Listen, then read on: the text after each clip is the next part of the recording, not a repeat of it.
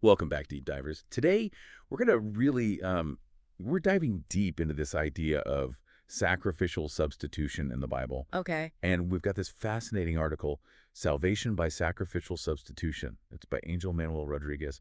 And it's just like packed with insights. Oh, yeah. So we're going to use this article as our guide, Mm. kind of see how the Old Testament, the Mhm. sacrifices and all that, how that, points to Jesus' sacrifice in the New Testament, Right. and ultimately what this all says about God and our relationship with him. Yeah, one of the things that's always kind of struck me about this whole concept of sacrifice is it's not just about, appeasing God Right. or keeping him from, getting angry. Yeah, yeah. It's really all about covenant, that relationship between God and his people. Right, right. Keeping that connection strong. Exactly. So to kind of set the stage, let's go way back to the Old Testament, the book of Exodus. Okay. Remember, the Israelites have just escaped from slavery in Egypt. It's this dramatic, exodus, and then they make this covenant with God at Mount Sinai. Mm-hmm. But there's this constant tension, right? Because sin keeps getting in the way.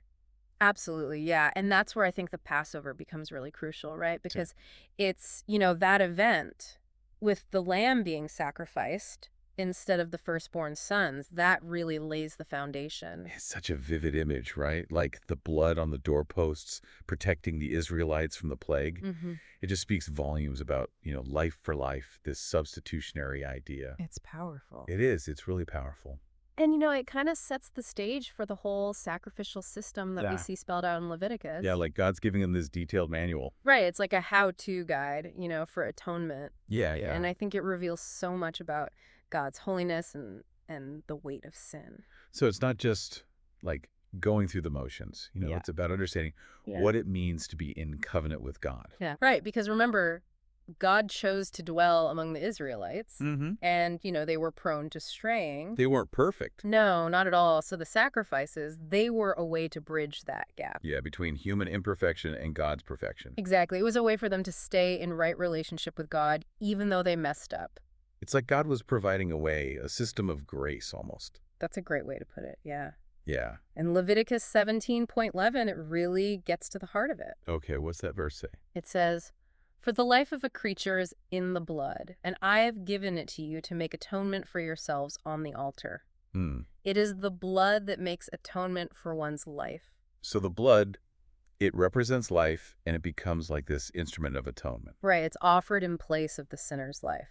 It's a reminder that sin has consequences, but that there's a way back to God. And all the rituals, the different parts of the sacrifice, they reinforce this idea of substitution. Yeah, like the unblemished animal, right? Yeah. Right, that symbolizes purity, wholeness. Yeah. It's offered instead of the imperfect sinner. And then there's the laying on of hands. Oh, yeah, that's always been. What's that all about? Well, scholars debate the exact meaning, Mm-hmm.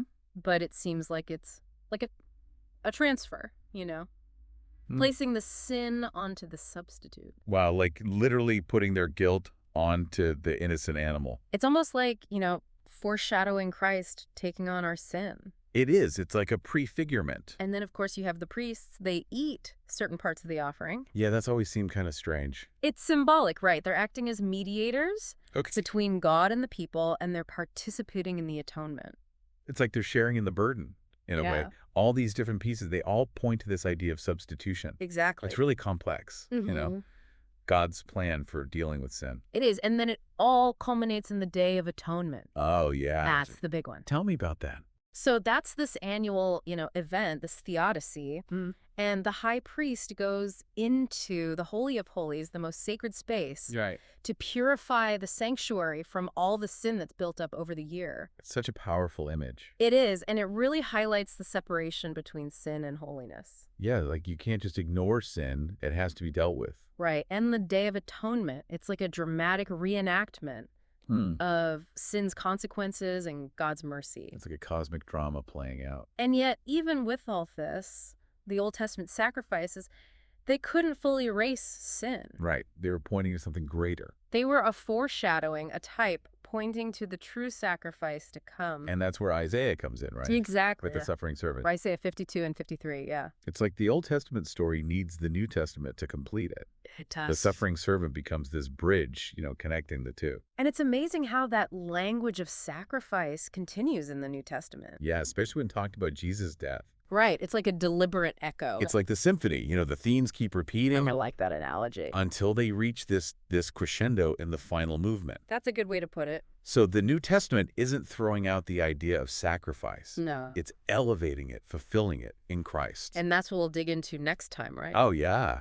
We'll look at how the New Testament uses terms like redemption, reconciliation, and justification. Oh, this is where it gets really interesting. It does. It does. I can't wait. Me neither. All right, so we've laid this foundation, right, with the Old Testament sacrifices and how they point to Jesus. Yeah. Now, let's dive into the New Testament and see how this whole idea of sacrificial substitution really plays out, like, in full color. I like that, yeah. Full color. Yeah, so the New Testament uses all this, like, rich language It does. to unpack, what Jesus' death really means. Mm-hmm. And we're going to focus on 3 big words today. Yeah. Redemption, reconciliation, and justification. Ooh, those are good ones. They are, right. Each one kind of packed with meaning. Yeah, definitely. So let's start with redemption. All right. It's about, being set free, but, like, what does that really mean? Right. It's more than just, getting out of jail. Exactly. It's deeper than that. So the Greek word for redemption, lutron, Okay. it's really interesting. It often has this idea of a ransom. Mm. Like a price being paid to set someone free. Oh, I see. Like a prisoner, and someone pays their ransom. Exactly. And they're released. So what's the ransom price for us? Well, the New Testament is pretty clear about that. Okay. It's the death of Christ. He's sacrificed on the cross. Yeah, his blood. It's like the currency that buys our freedom. Wow.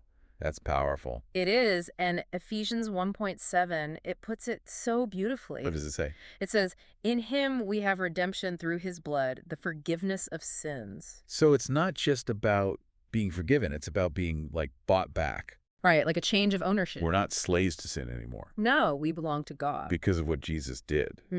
This is making me think about those hymns we sing, Oh, yeah. about being redeemed by the blood of the Lamb. Right. It's not just poetic language. It's like theological fact. And it's rooted in the reality of Christ's sacrifice. Oh, okay, so that's redemption. Yeah. What about reconciliation? How does that fit in? So reconciliation, it's all about restoring a broken relationship. Right, and sin broke our relationship with God. Big time. Like, created this huge chasm. Exactly. We were totally alienated from him.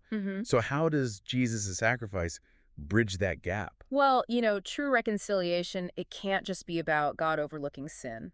Right. That wouldn't be just... No, it demands a reckoning, a way to address the offense. That has to be dealt with. And that's where the substitutionary nature of Christ's sacrifice comes in. Okay, I'm listening. 2 Corinthians 5:18-21, it spells it out. What does it say? It says God is reconciling the world to himself through Christ, not counting men's sins against them. So God isn't ignoring our sin. No, he's dealing with it in a way that allows for forgiveness. But how?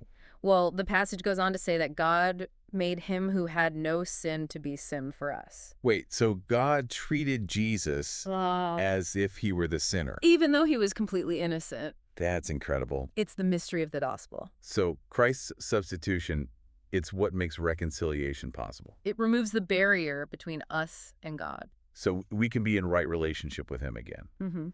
Okay, this is, like, blowing my mind. It is mind-blowing. Last word, justification. Okay. What's that all about? So justification is a legal term. Right. It means being declared righteous in God's sight.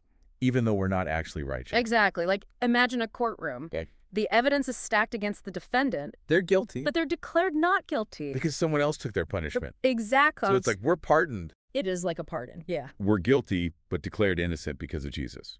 And Romans 3:21-26, it talks all about this. Okay. It says we're all condemned, guilty before God. Right, because of sin.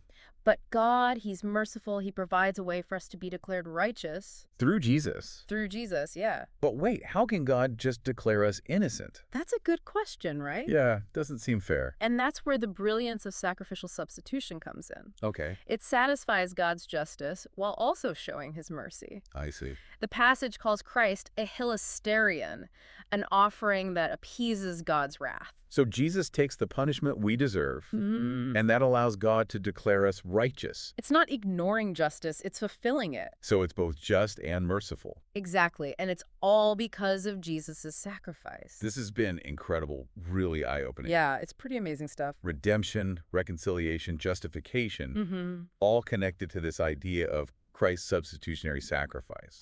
Right, the New Testament builds on what we see in the Old Testament. It takes it to a whole new level. It does. But now that we've, explored all this theology, Yeah. what does it all mean for us?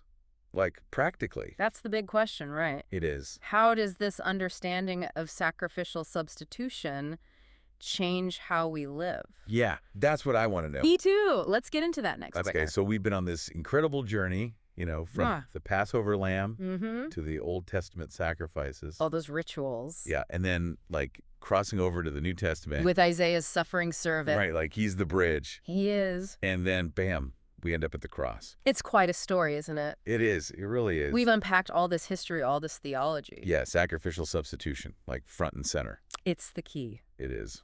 But now let's get down to brass tacks. Okay. What does all this mean for us, today? Yeah, how does this change how we live? Exactly. If Christ's death was truly a substitution, it changes everything. About how we see God, ourselves. Our relationships, everything. So let's start with grace.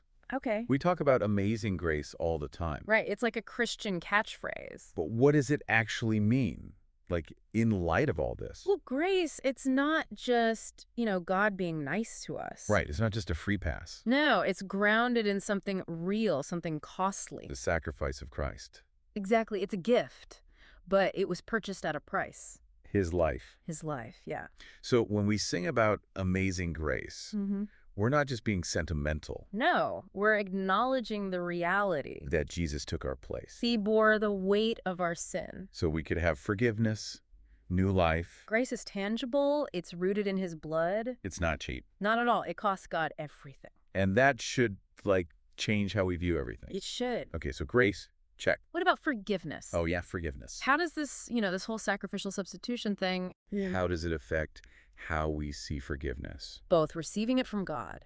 And giving it to others. Because that's the hard part, right? It is, but, because of Christ's sacrifice, forgiveness, it becomes more than just words. It's real. It's a reality rooted in love. Because Jesus took our punishment.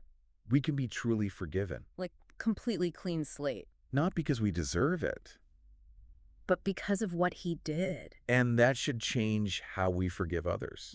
If we've been forgiven so much. How can we hold back forgiveness from others? That's tough, though. If someone hurts you, it's natural to want to, get even. It is human nature. But that's not how Jesus lived. No, if God can forgive us so radically. We should extend that same grace to others. Even when it's hard. Even when it hurts. That's the way of Christ. It's a challenge, for sure. It is, but it's the heart of discipleship. Okay, so how does sacrificial substitution, how does it shape what it means to be a Christian? Well, if Christ's death was a substitution. If he laid down his life for us. Our lives can't be just about us anymore. Right, we've been bought with a price. And that price demands a response. It's not just about believing the right things. Or going to church. It's about surrendering our lives to Jesus. Living a life of gratitude. Of self-sacrifice, like he did for us. Discipleship is about following in his footsteps. Taking up our own cross. Loving others even when it costs us. This has been, wow, just mind-blowing. It's powerful stuff. Sacrificial substitution. It changes everything. It does. It really does. It challenges us, humbles us, inspires us. It calls us to a whole new way of living. A life of grace, forgiveness, and service. Well said. Well said. Thanks. Thanks for joining us on this deep dive, everyone. We'll see you next time.